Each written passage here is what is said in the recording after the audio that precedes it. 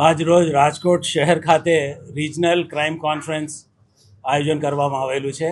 એમાં ખાસ કરીને રાજકોટ શહેર, Rajkot range, Junagadh range, Bhavnagar range જેમાં સમાવેશ થતા તમામ જિલ્લાઓને ક્રાઇમનો મૂલ્યાંકન કરવામાં આવેલું છે. 2024, 2025 અને જે 26ના જે પહેલા મહિનાનું છે એની વિશ્લેષણ કરવામાં આવેલું છે. અને આ ક્રાઇમ કોન્ફરન્સમાં રાજકોટ શહેર, Rajkot range, Junagadh range, Bhavnagar range એની તમામ મૂલ્યાંકન કરી અને જે પ્રશ્નો છે એને સૂચના પણ આપવામાં આવેલી છે. ખાસ કરીને જે નાર્કોટિક્સ બાબતમાં હોય, સાયબર ક્રાઇમનો બાબતમાં હોય અથવા રોડ એક્સિડન્ટ, ફેટલ એક્સિડન્ટ જે છે એના બાબતમાં હોય એમને વિશેષ ધ્યાન આપવાની આપણા સૂચના આપવામાં આવેલી છે. અને ખાસ કરીને જે આપણા ડાયલ 112 પ્રોગ્રામ છે એનો પણ વિશેષ ચર્ચા કરવામાં આવેલી છે. અને પિછલા સપ્ટેમ્બરથી 2025ના સપ્ટેમ્બર મહિનાથી આપણે કાર્યરત થઈ છે અને એમને પણ કામગીરીનું મૂલ્યાંકન કરવામાં આવેલું છે.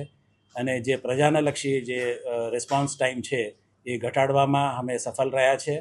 અગાઉ 12 મિનિટ અને 14 મિનિટ જેવું થતું હતું રાજકોટ શહેરમાં, એ ઘટીને 7 મિનિટ થઈ ગઈ છે. અને એ જ રીતે બીજા રેન્જોમાં પણ, જિલ્લાઓમાં પણ એ જે રિસ્પોન્સ ટાઈમ હતો એ લગભગ 50% એટલે ઘટી ગયું છે.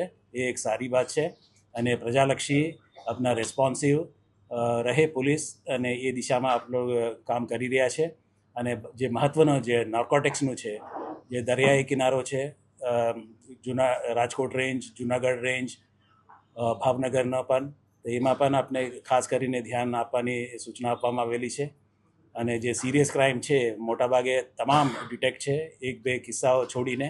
ત્યાં પણ આપણે વિશેષ ધ્યાન આપવા માટે સંબંધ કરતા જિલ્લાઓના એસપીઓને સૂચના આપવામાં આવેલી છે. એક સંવેદનશીલ વાત છે એ જે આપ કહો છો એ હું અવગત છું કે ખાસ કરીને જે હોક્સ કાલ આવે છે સ્કૂલો ઉપર, કોર્ટના ઉપર અને સરકારી કચેરીઓ ઉપર, અને આપને જે કહ્યું છે કે ફેક આઈડી બનાવવાની, એના બાબતમાં પણ અમને વિસ્તૃત ચર્ચા થઈ છે કે એમાં જે રીતે જે ફોરેન બેઝડ VPN યુઝ કરીને આપણા ઈમેલ્સ મોકલતા હોય છે અને ફેક કોલ્સ મોકલતા હોય છે, તો એને પણ અમે તપાસ કરી રહ્યા છે. અમે સોર્સ સુધી પહોંચી ગયું છે, પણ સોર્સ અમુક સમયે દેશની બહારનું પણ હોય, તો એ દિશામાં પણ અમારી સેન્ટર ઓફ એક્સલન્સ અને જે હાઈએસ્ટ લેવલના જે ક્રાઇમ બ્રાન્ચના જે ટીમો છે એ કાર્યરત છે.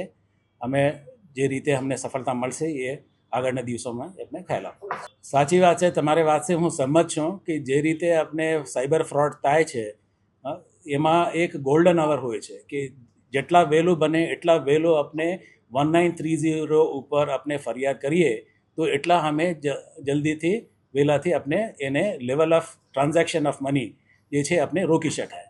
આપ અવગત છો કે એ ડિજિટલ પ્લેટફોર્મ છે, ડિજિટલ ઇન્ડિયાનો ભાગ છે કે જે બેંક જે એમાં ઇન્વોલ્વ છે એમાંથી અમુક મિનિટોમાં એ 4 લેયર 5 લેયર સુધી એ ટ્રાન્સફર થતા હોય છે. તો એટલા માટે જ આપણે જેને પણ આપણે ફ્રોડ થઈ હોય એને વહેલામાં વહેલા અમને 1930 ઉપર કોલ કરે તો એના ઉપર હમ લોગ એક્શન લઈ શકે છે. લગભગ 50 કરોડ જેટલા તો અમે પરત કરી રહ્યા છે. તો એ ટકાવારી પણ છે કે એમાં એ છે કે જ્યારે આપને ખબર પડે ત્યારે જ આપણે તાત્કાલિક આપણે જાણ કરે તો પોલીસ આમાં રિકવરી કરવામાં સફળતા રહે છે. કેમ કે બધા ડિજિટલ પ્લેટફોર્મ્સ છે તે ફર્સ્ટ લેવલ ઉપર થાય તો આપણે ફ્રીઝ કરી શકાય એકાઉન્ટ અને પરત આપી શકાય જે ભોગ બનનારને. તો એ દિશામાં આમ લોકો કામ કરી શકે. જે એટલું મોડું થાય એ તો મુશ્કેલ થાય છે એમાં. અને ખાસ કરીને જે ઇન્વેસ્ટમેન્ટનો જે પ્લેટફોર્મ્સ છે, લોન આપવાની, ઇન્વેસ્ટમેન્ટ ફ્રોડ્સ, તો એમાં તો 5 મુદત થઈ ગયા પછી એ છઠ્ઠામાં એ આવે છે કે સાહેબ હું છેલ્લા 5 મહિનાથી આટલા રૂપિયા એમાં ભરું છું અને મારા સાથે એ છેતરપિંડી થઈ છે. તો એ રીતનું હોય છે. તો સમય એનો એક એ છે, અવેરનેસ છે. અને પછી એક ગોલ્ડન અવરમાં અમને એક પોલીસને 1930 પર આપે કોલ તો એમાં અમને મદદ થશે. એમાં SOP આખી બની હુઈ છે અને આપ સાયબર પોલીસ સ્ટેશન જે કાર્યરત છે જિલ્લાઓમાં અને શહેરમાં પણ એ લોકોને સંપર્ક કરશો તો આખું SOP આપને સમજાવશે, બતાવશે. અને એ આપની માધ્યમથી તમારા લોકોને પણ આપણે અવગત કરવા માંગુ છું અને એડ્યુકેટ અવેરનેસ કરવા માંગુ છું કે જે SOPને આપણે પાલન કરીએ તો અમે મોટા ભાગે આમાં સફળતા મળી શકે. પહેલાં તો રાજકોટ શહેર પોલીસને હું અભિનંદન આપવા માગું છું કે આટલું બધું મોટું જે જંગલેશ્વર વિસ્તારમાં જે ડિમોલિશનનું કામ હાથ લીધું છે અને સફળતાપૂર્વક એ લોકોએ કરી બતાવ્યું છે. અને આવતા દિવસોમાં પણ જે કંઈ બચ્યા છે એના પણ એક વિશેષ આયોજન કરવામાં આવશે. એને ખૂબ ખૂબ અભિનંદન આપું છું અને આવતા દિવસોમાં પણ એમને કાર્યવાહી કરશું. જે રીતે પકડવામાં આવ્યું છે એના ઇન્વેસ્ટિગેશન થાય અને ઇન્વેસ્ટિગેશનમાં જે કોઈનો નામ હોય અથવા જે કંઈ ઇન્વેસ્ટિગેશન દશા હોય તો એમાં ચોક્કસ પગલાં લેવા.